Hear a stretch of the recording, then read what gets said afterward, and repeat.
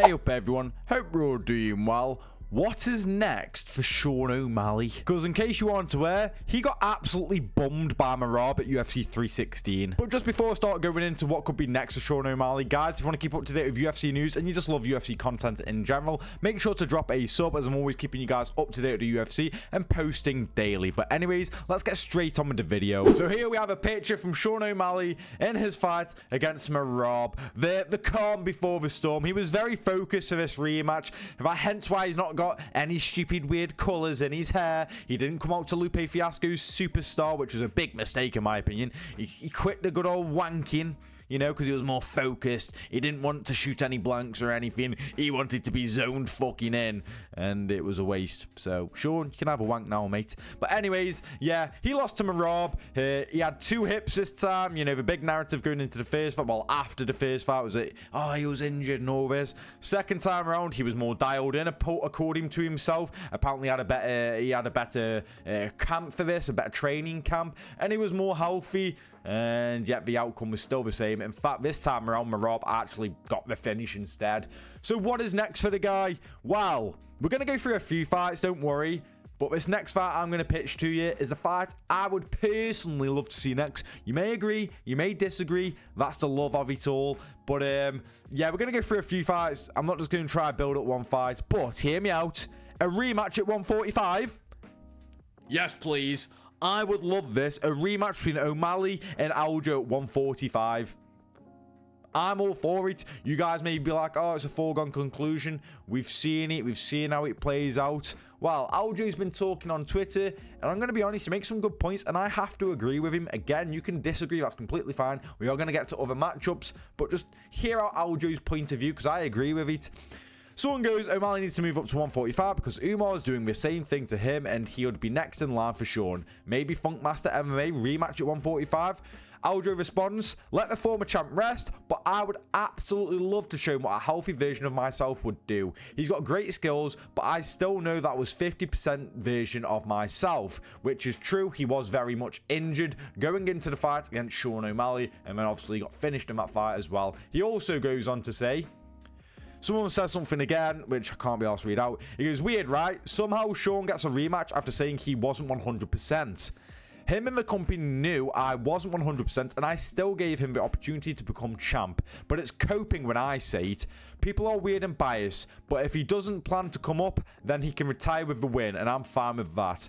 I think this is fucking brilliant from Aljo, to be completely honest. You know, he doesn't seem salty. He's like, well, if he doesn't want to fight me, that's fair enough. We can just get on with it. That's fine. Which is fair because the chances of a rematch, I think, are very, very slim. It's just something I think would be interesting. I think it would be quite interesting at 145. I think it would be a good fight again. I think it would be a decent build again. And I'd be very much interested in this fight. And he makes a very good point. He was injured going into that fight against O'Malley, and he was rushed into that fight. And then as soon as he lost, nah, you're not getting a rematch. You're not getting a rematch whatsoever. However, when O'Malley loses to Merab, and the whole narrative after the fight is that, oh, he didn't have his hip, he was injured with this, he was injured with that, and all this, I had a bad training camp. Oh, he gets an immediate title rematch.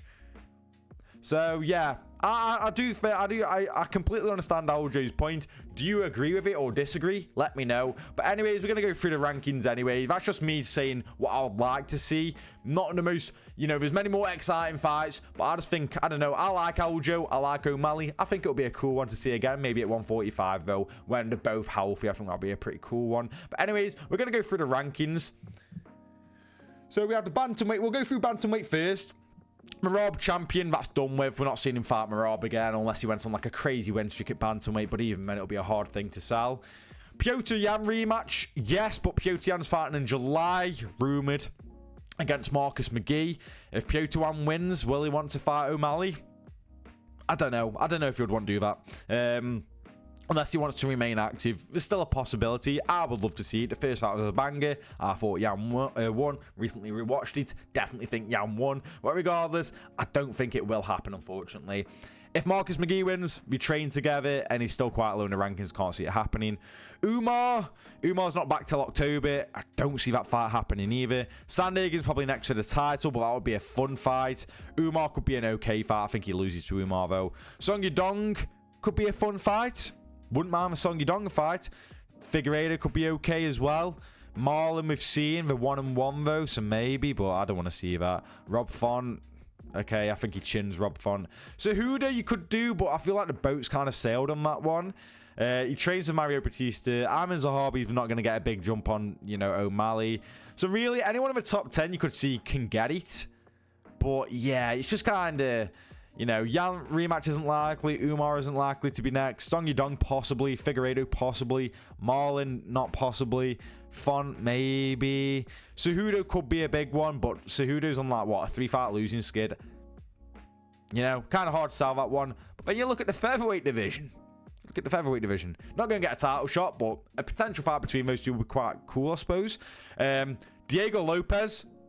That'll be a cool one. Again, I'm not expecting this to happen next. I'm just saying the possible matchups. We could see him at 145. But Diego Lopez, Sean O'Malley, that would get your fucking bollocks tingling. Don't chat bollocks to me. Movsar, you'll probably get ragged by Movsar, but there's a good chance, mate. Well, not a good chance, but there's a possibility you'll be able to beat him. Yair Rodriguez and Sean O'Malley will be a proper fun one as well. That'll be a good one. Arnold Allen O'Malley, banger. Ortega O'Malley, that could be a good starter for O'Malley at 145. And Ortega could possibly win that. Who knows? We would have to see how O'Malley would pan out at 145. O'Malley versus Lerone Murphy. I would like that personally. Again, Aljo O'Malley. I like that. Josh Emmett. I couldn't see that happening. Gene Silva and O'Malley. You know, these are some good matchups in my opinion. And then you have it if like Fiziev comes down to the 145 division. You got another big name right there, and that'll be another banger as well. If Holloway was to come back down, he's not going to, though. You know, if Ilya was still in this division, would have been pretty cool. So I wouldn't mind seeing O'Malley at 145. Now, do I think he wins a lot of his matchups? I'm not sure, but you know, if Merab's champion at 135, why would you stay at 135? I don't know. Maybe you can stay at 135 for another couple fights. If Merab's still champion, say, fuck this, and I'm just going to move up. You know what I mean? Do that. But I want to see him at 145. I think there's some fun matchups there. He's still got plenty. He's still quite young. I think he adds a fair bit of muscle on. Spends his time just building up on his physique. And I think he could do quite well at 145 with his movement, his shot selection, his good striking. Hopefully his power would translate as well. I think it'll be quite fun at 145. But what do you guys want to see from O'Malley next? What do you expect to see from him next? Do you think he'll stick it out in the 135 division, the 145 division? Who do you think he'll fight in either one of those divisions, if he does make the move or not? Let me know in the comments. Thank you for watching the video, and I'll see you in the next one.